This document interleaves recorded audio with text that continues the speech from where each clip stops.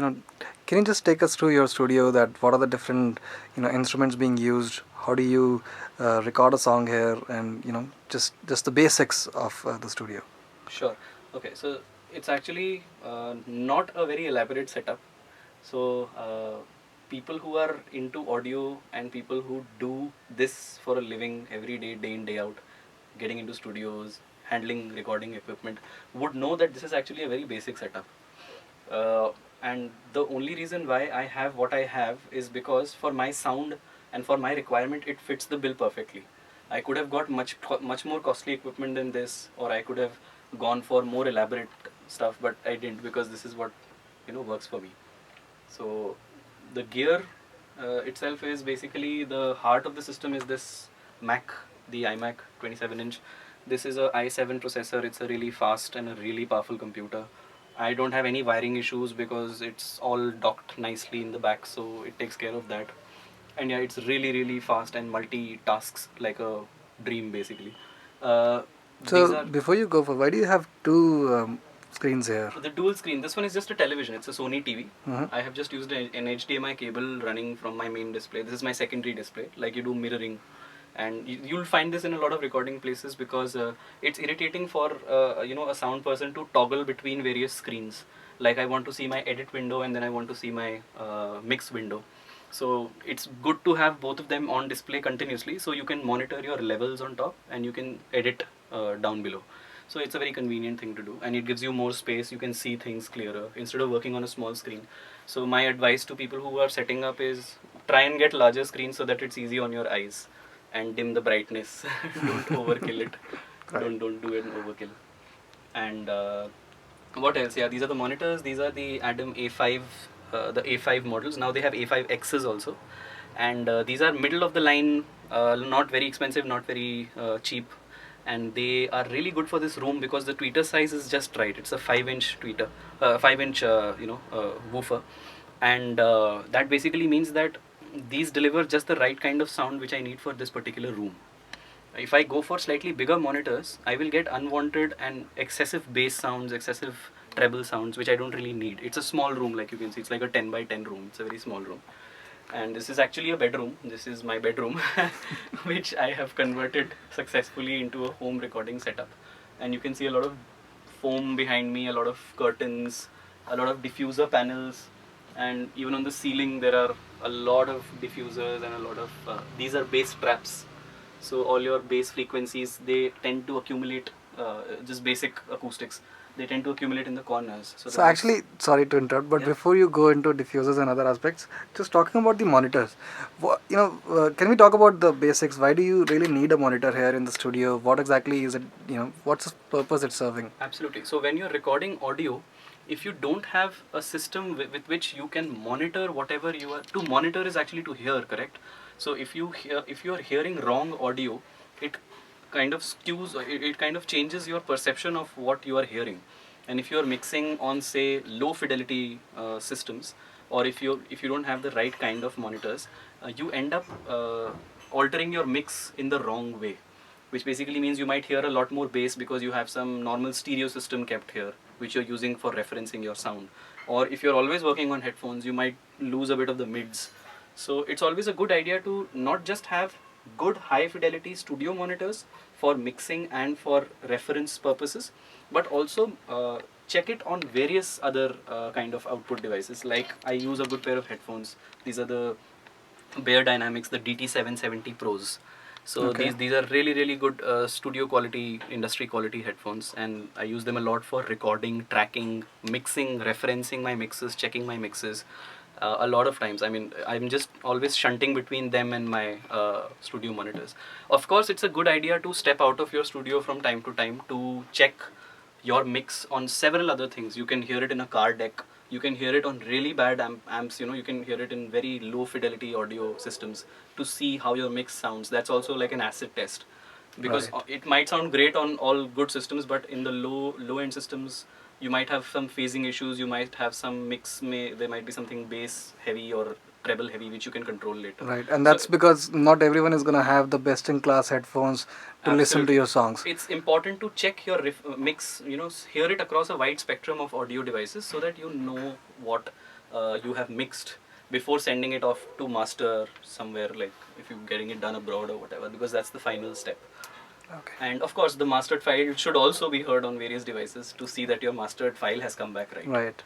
So actually, just one thing before we get into the other aspects, if you could talk about the expenses on these devices, so that someone who so if you're okay with that, because I think someone who doesn't have the setup and is just setting it up from start, it'll be very important information about how much these devices are for. So like I said in the beginning, it is actually important for you to know what your setup is, in the sense what your requirement is. I mean, if you are an electronica person, you probably don't need to invest so much in microphones. You probably don't need to invest in really high-end monitors. For example, I've seen a lot of electronica people working on headphones only on laptops.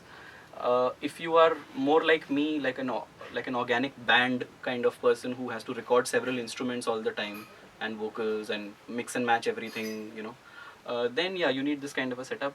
In terms of money, like I said, most of this is middle of the line. It's not like really expensive. It's not very, very cheap. So this, I hope I remember the rates of all my products. This is just a Sony TV. I don't know. It was even 19. You don't have to. That's fine. The Mac was the costliest. This is about 1,30,000. Right. I think I'm more interested in the musical instruments, because I think these things are available. Yeah, the monitors, the Adams, are very fairly priced. When I got them about 2 years back, and they were at around I don't remember, 47 to 48. 48,000 a piece. Yeah, so that's a little over, how much? 90, right? So about 90,000 so that's for how the good pair my of maths is. for the pair of For the monitors. pair, and then my Axiom is also not, the keyboard is not very costly. It's something in the range of 20-25 if I remember correct. I might be wrong, but yeah, something around that much. You have an option of buying really big ones like the 61 key or whatever it is. Right. But I don't really need that much. I just use the 49 key. So is it a must-have to have this? I mean, it's a MIDI keyboard, right? It is now slowly becoming a must-have for home setups, especially because of the simple reason that MIDI enables you to record several instrument sounds without actually having those instruments in your studio. That's a really, really big thing for musicians doing stuff at their home. Okay. So if I do my drum sequencing, my drum sampling from the MIDI keyboard. I have not recorded a single drum track yet for my band. Hopefully I will do it in bigger studios later. And you're a drummer yourself, right? I'm a drummer myself, yes, absolutely. So it's an ironic thing that I have not invested. I have a beautiful drum kit. I have a beautiful Tama drum kit, but to mic it up, to take it to a studio is a big headache. Right. Like most people know, most musicians know. Right. You have to shell out the money, you have to take out the time. It takes hours and hours to get the mix right. So that's where the MIDI keyboard... we have the MIDI, and then you have some excellent softwares which I have all kept along that wall over there. Okay, I thought these are like music albums, but you also have... No, this is mostly my wall of inspiration. There are a lot of movies, a lot of books. But Superior Drummer ka dabba is not here right now. But this is what I'm using. Pro Tools is the software, of course. Okay. Avid Pro Tools is the industry standard. So I'm using version 10, which is now old. Now there is version 11. Okay. And I think 12 is also on its way, or it's already out. I'm not sure. Okay. So Pro Tools is what people are using a lot these days, and I had to do the learning curve because I had not used it earlier. I had used a bit of Cubase and some other softwares like probably Nuendo or whatever. But I had not done Pro Tools in detail, so I had to really learn everything from scratch. Okay. And once you get into it, it's pretty much, you can make out why it is the industry standard software. So and I guess I'm sure it's not a non-expensive software. There's a cost involved. Yes, so how much is it? Let's check it out in the box itself. Something, it's not written there, but something in the vicinity. When I got it, it was about 34, 35, if I remember. Okay, so I think I would also like to know from you, and I think it's very important for our audience, that if someone cannot afford a software as expensive as Pro Tools, or monitors as expensive as the Atom ones, what are the alternatives if someone is just starting? There is a really, really nice website which I must mention at this point. Okay. Because it is websites like these which are enabling more and more independent musicians, home-based artists to set up and do some really serious work. Okay. That website is called bajao.com. Okay. Bajao.com is a brilliant website. I will shamelessly endorse, because a lot of gear you see here is from Bajao. All my soundproofing is from Bajao. I used to keep ordering online. They used to keep shipping. They're very good with the shipping. It used to come all packed. I used to be excited, tear everything up, just stick everything on my walls. Okay. So yeah, there was a lot of planning into how and where the panels should go and all that. Right. And Bajao, I got my what else did I get? I got this from Bajao, the vocal suppressor, the mic thing. But do they also guide you about, what are the They cheaper do. options? They do. But I did a lot of my research on the net. Okay. So the internet zindabad. I mean, it teaches you everything. Right. So it doesn't, the whole point is that, again, 35,000 for a software or, 1 lakh for... Yeah, like you said, other alternatives. Yeah, Bajao.com. Bajao.com. So someone should basically just go in and explore. They have it's like buying a house. Okay. Makan.com. Makan.com. You go to Bajao.com, you say, You have all okay, the I options. can't afford 40,000 monitors. Right. I am in the range of 15 to 20. Right. It'll give you Yamahas, it'll give you KRK rockets, And whatever. basically it's about, you start exploring and then, Absolutely. then go forward. Okay. They have a huge inventory because it's an online store, so it's not like they have a physical store, or probably if they have an outlet in Bombay, in Mumbai, I'm not sure. Okay. But they are brilliant at sourcing equipment for musicians in India. They are one of the best right now. And if it is in stock, then they'll definitely source it for you and you'll get it. And they'll basically inform you that it's now in stock. Yeah, now it's shipped, now it'll take this much time to come, blah blah blah. And they have some really nice festive offers from time to time. It seems like you're marketing Bajao.com, but I think it's a useful it's a site. really good website, Right. yeah. Because you get everything in the same place. You can actually compare it with the market rates when you go to these music shops and when you want to buy your gear. Okay. Then you can actually compare कि यार ये इतने में बेच रहा है, वो Bajao पे इतने का मिल रहा है. सही. They write the original price, then they slash it by some, and they say this is the discount that we're already giving to you. Okay. That might or might not be true. I don't know, but I have always had a good experience. But I think as a person who is recording day in day out, you find it as a useful site for because I buying can't stuff. keep running around. I have a day job as well. I work in radio, so I don't really have the time to go to a music shop every time and then buy it. Tell them that I have this requirement, write it in a diary. Right. Because nobody really stocks all the stuff all the time. Right. So websites like Bajao are really good for that. Very good. So I think we talked about the MIDI keyboard, we talked about the monitors. So what do we have there? There's something. The mic thing. Yes. This is nothing. It's actually a very simple thing used by people like me who don't have the luxury of having a voiceover booth. Okay. Because that would basically mean that when you're recording, you have one edit room where you are actually mixing and recording, and there is the other room which is the performance room, which is the isolated soundproof room. Since I don't have that, I have made this corner into a kind of dead, like nicely soundproofed corner. Right. This is a vocal suppressor. I don't know what it's called. The mic thing. It's by this company called by Pro Audio. And this basically does nothing. The mic comes flat in the center of this thing. Okay. And if there is any unwanted sound coming from machinery, if there is any unwanted overtones which are happening in the room, so there is like these nagging frequencies which are bouncing off the walls. Right. It has foam inside, perforated foam, so it will take care of that. So immediately it muffles and it kind of corrects the sound right around the vicinity of the microphone, and that hugely improves the quality of the performance. Okay. When you're capturing it on the mic. Great. Because the mic depends completely on the room that you're recording in. Okay. Some people on purpose in huge studios want to use the reverb of that room, which basically means the room size.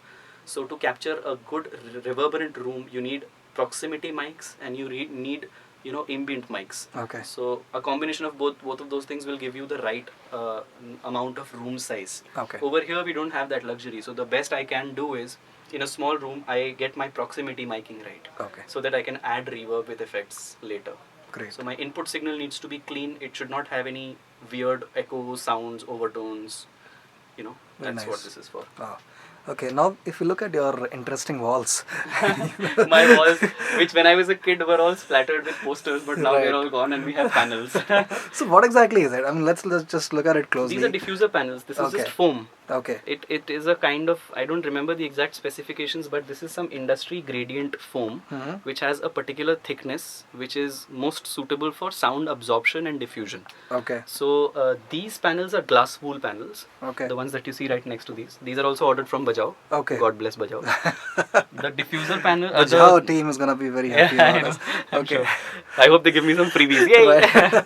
Okay. So these panels are glass wool panels. They absorb a lot of the unwanted frequencies. There is a first wave of reflection, a second wave of reflection. I didn't have that much money at the time to, soundproof my entire room, but I think I did a pretty decent job with whatever I could plan. So you have, so basically you have this on this wall, right? Yeah. And then you also have it here. Yeah, that's the right. back wall. It's really, really important to treat or do some spot treatment. This is called spot treatment. Okay. To the places which really matter. Now you can see that I've not actually plastered my entire room with foam.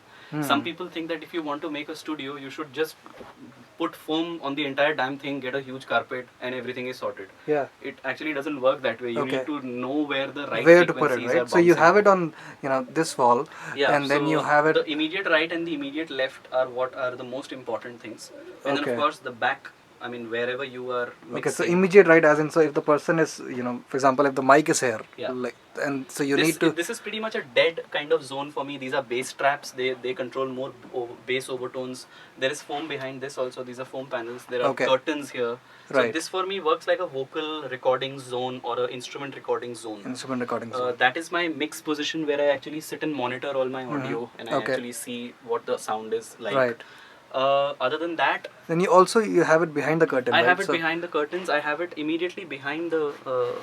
These are all critical areas in Okay. a mix environment. Okay. If you have monitors, but if you have a flat surface, a lot of times the mistake I see people making is that they have just glass or like one huge reflective surface right in, Okay. behind the monitors. Okay. So all those things really add to what you're hearing, your perception of the sound that you're recording. So you need it behind the monitors as well, right? In my humble opinion, yes.